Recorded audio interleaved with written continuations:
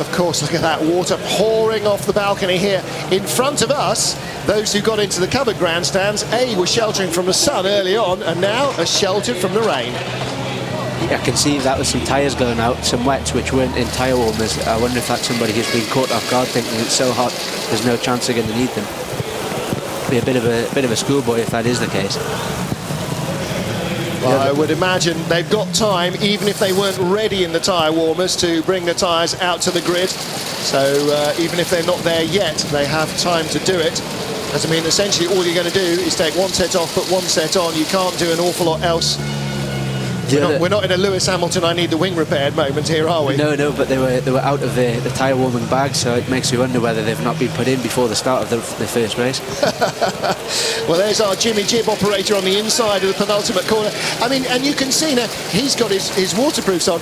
What on earth possessed him to take waterproofs out today? I mean, Harry, you know, it's all we can do to actually convince ourselves to wear shorts and a polo shirt here. It's been so hot, so he must be now feeling very, very pleased. He took it out with him, covering all bases. I think he's the smuggest man on the track at the moment, I would imagine. He's probably pretty nice and warm in there. Well, now then, as everybody shelters from a brief storm, and you can see actually how many people have brought an umbrella, so they're clearly aware. They probably understood the weather forecast they heard last night, whereas I certainly didn't. They're probably aware. Michaelis must be moving. No, there's something going on anyway. A new front bumper's just come out. As we look at the front at the start of the race, good start from Menu, but look at the wheel spin. Whoop, as he gets into second or third, it just sort of lit up the tyres, and he almost stood still, respected to how the BMWs are pulling away. Lots of smoke there from, was that Freddie Bar? Oh yeah, Mikkel Nukia. It's still an element, but a lot of these guys haven't done very many starts to this new engine format, and the way the boost comes in, it's so aggressive that it's really, really easy to spin the wheels up. Just seeing something I've never seen before, a safety car backing up along the main straight as we watch the start again, and as we expected, but much more dramatically. Now let's watch Michaelis. He comes behind Via. No, he's just missed his braking, and he's locked up from long before he hits Via, gets into Via, tags Coronel on the way through, and clumps poor Christian Poulsen out of the lead of the race. That looks pretty heavily damaged on the front end there, but it depends, as long as it hasn't punctured any radiators. Well, that's the thing though, so we saw it in the pit lane, and the radiator was definitely banana shaped, like he'd run into a tree, but it wasn't hosing fluid out. Look at the big lockup there all the way down the inside. That it almost looked like there was a mark on the wheel, a mark on the road from the wheel rim. I wouldn't be surprised whether Norbert's probably come down the outside there, and perhaps he's just been caught out by Villa braking slightly earlier than he thought, and that's just pushed him. He's just clipped the back of him and pushed him onto the grass. Well, I wonder if maybe he had a left front tyre instantly deflate. Well, we can still hear the rain falling on the roof above us. Spectators outside our back window absolutely soaked to the skin, those who haven't brought umbrellas. Longest race delay that we had for rain was back in Istanbul in, what was that, first year of the championship, 2005, 2006, don't recall.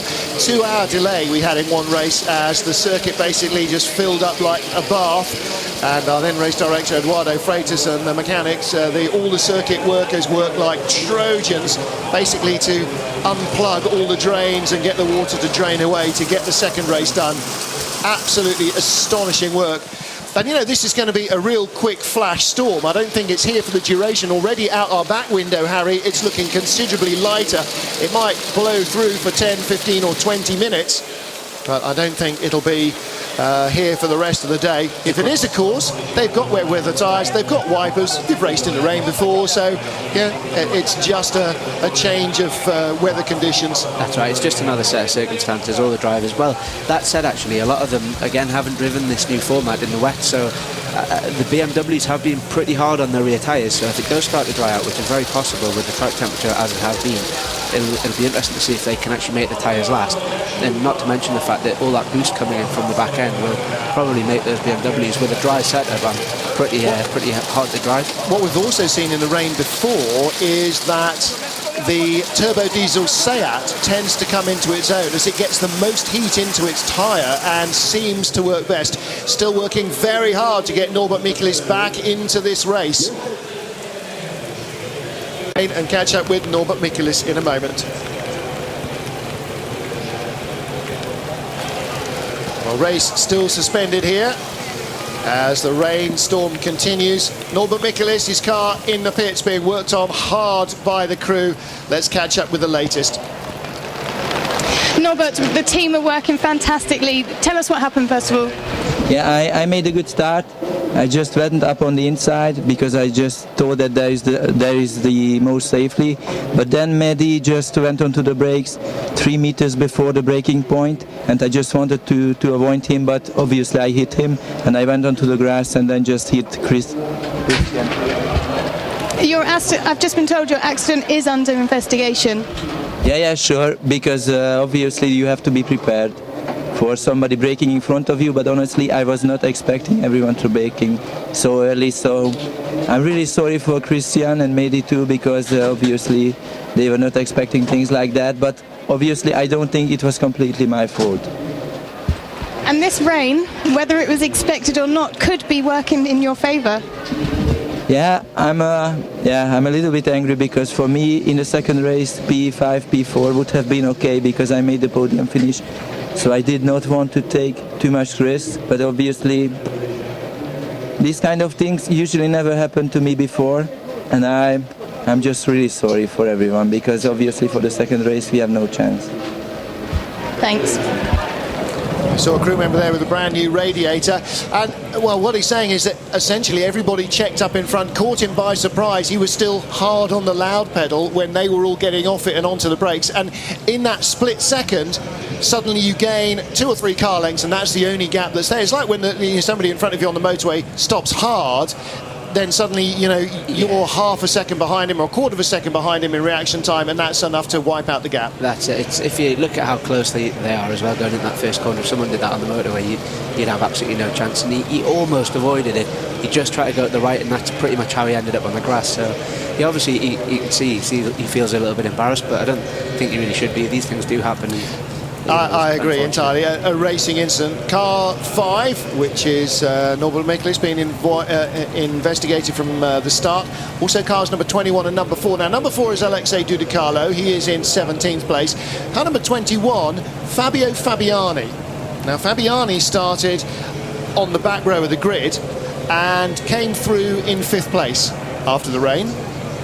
So he may not have heard that there was a red flag and passed an awful lot of people. He may have gone off somewhere and come on an awfully long way further back and made up several corners, but I'm not quite sure how Fabiani managed to do that. But in 5th place as they got to the line, either that or he just somehow managed to handle the rain. So it could be perhaps, I don't know, maybe it is a sign that because his is the normally aspirated BMW, the only one on the grid, so maybe that all the turbo cars, this will be the first bit of wet running they've done. Perhaps all the drivers are struggling and maybe spinning off and just struggling to get round to the start again. Well, it's still raining, but it's not coming down in stair rods as it was before, but it is consistently raining. If they can do anything to get that car back out, then they really will do for Norbert Michelis. As you heard him say, very disappointed. Anywhere in the top 6 he'd have been thrilled with. I genuinely think he had a car that could have been on the podium again, but these things do happen. You can see that even the exhaust at the back had been shunted from behind as he got collected by somebody else as well and going off. He's in the pit lane. Mehdi Banani was in the pit lane as well. So those guys, when we restart, will be right at the tail of the field. Unfortunately, we have already had a couple of laps, so this is the end of lap 3. Whether they'll count it back one and give us 10 more racing laps or only 9, we'll have to wait and see. Not quite sure on how that one works. It seems to be lightening up quite a lot outside as well. And if it does stop, like we said before, there's the majority of this race to go, and I'm pretty sure it'll dry up pretty quickly. There's a lot of water on the circuit, but I'm sure there'll be a dry line before the end of the race. Yeah, absolutely, particularly with the wet weather tyres starting to move it offline, and the sort of coarse nature of the track as well should help with that a little bit as well, because there'll be lots of holes for the water to go into that don't affect so much of the grip that you get from the tarmac. Well, again, look at the start. Alain Menu gets away well from the outside the front row, but the BMWs, well, Bonani didn't start well. Coronel had to go around him. Mikulis initially outside of Menu, so he gets by into 4th place, and then, well, there's no dramas at the start apart from Montero barely moves at all, does he? He's being left. Look at the BMWs, 3 wide at the start. Coronel with the inside line. Mikulis is outside Menu, and again, watch the orange and black car. That's where all the drama comes from. Goes around the Chevy that just seemed to sort of falter in 2nd or maybe 3rd gear. Paulson there with the lead from Coronel, and Mikulis looks inside before he gets caught out under braking. And he wasn't being over-ambitious. He wasn't clearly lining up a shot down the inside. I think he was more than happy to tuck into 4th place there, having got by Menu, the car that he couldn't pass in race 1. He'd done enough, and then the guys in front of him checked up a little. Yeah, you can see it's totally accidental, and it's a shame that it happened, but these things do happen. Yeah, racing incident. Did seem as though he wasn't losing any fluid as well, and that might just be a saving grace to get him out there. From Menu's viewpoint, well, the brake lights in front are obscured, but he did leave a big gouge in the road there as he went down the inside, clipping first Mehdi Bonani, the pole man, and then this is Christian Poulsen's car, turns in whammo, and that clang sounds like nothing much on your TV, but it sends a shiver right through your body when you get hit like that, Harry. Yeah, but the rotation of the car as well, when you get hit on the end like that, it kind of twists everything in your body, and it's not a very comfortable thing to be in. Well, that was Oriola going off on the grass, and that's what I thought was the huge explosion of bits of blue and white Seat having hit the end of the barrier as we picked it up initially, but just going through that polystyrene marker as they got to the rain the first time. And here in corner 4, everybody at this stage, even with big plippy-ploppy rain falling, still a relatively decent amount of grip. It was only when it really started to hose down towards the end of the lap that cars were flying off everywhere. Well, there is Louise with her own personal umbrella man. Gabriele Tarquini made up 6 places there. I think he started 7th, and obviously was bleeding by the end of it, so he must have had a really good start.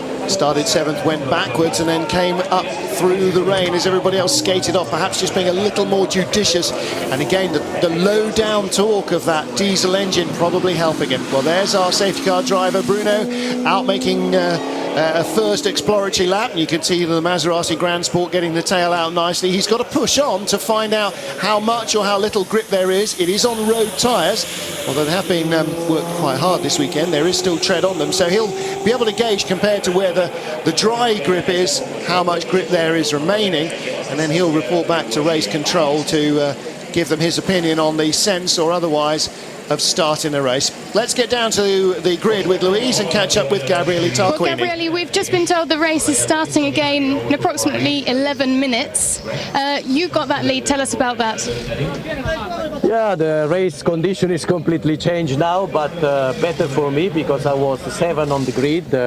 Now I'm in the first position, so nobody knows the condition of the track. Nobody tests on the wet, so can be better for us, I think. Do you think the turbo diesel will be better in the wet? Yeah, on dry condition we was not very fast, so it's hard to resist the 12 lap against the Chevrolet and BMW because they had something more than us. So we will see. Are you preparing yourself for another race defending? I hope no. I hope to be faster than in dry condition, but you never know. I mean, I make a really great start and a fantastic move on my second lap because I overtook 2 cars on the outside on the second corner on second lap. So it was a great move, and I'm very proud of it. Thank you. Well, he is becoming the benchmark for getting touring cars off the line. He starts astonishingly well in almost any conditions. And the turbo diesel is a well-proven car in the rain. In the past, in wet weather conditions, we've seen it have a greater advantage over the rear-wheel drive BMWs, whose tyre temperatures tend to drop off because they don't work the tyres so hard. Work's still going on to try and get Norbert Michelis out on track. And do you know what? The crowd might go home wet, but I think they'll go happy if he gets back out there. And again, look at the surface. Not lots of standing water lying around in a lot of places. Now, steaming away quite heavily as well, so you can see how hot the track tarmac was before. And of course, that's not just a surface temperature, that's temperature coming all the way from the depth of the tarmac, so that will largely remain. It should help the track to dry out pretty quickly. And race looking to be resumed. We're just seeing the 10-minute ball being taken out onto the grid at 2:05 local, which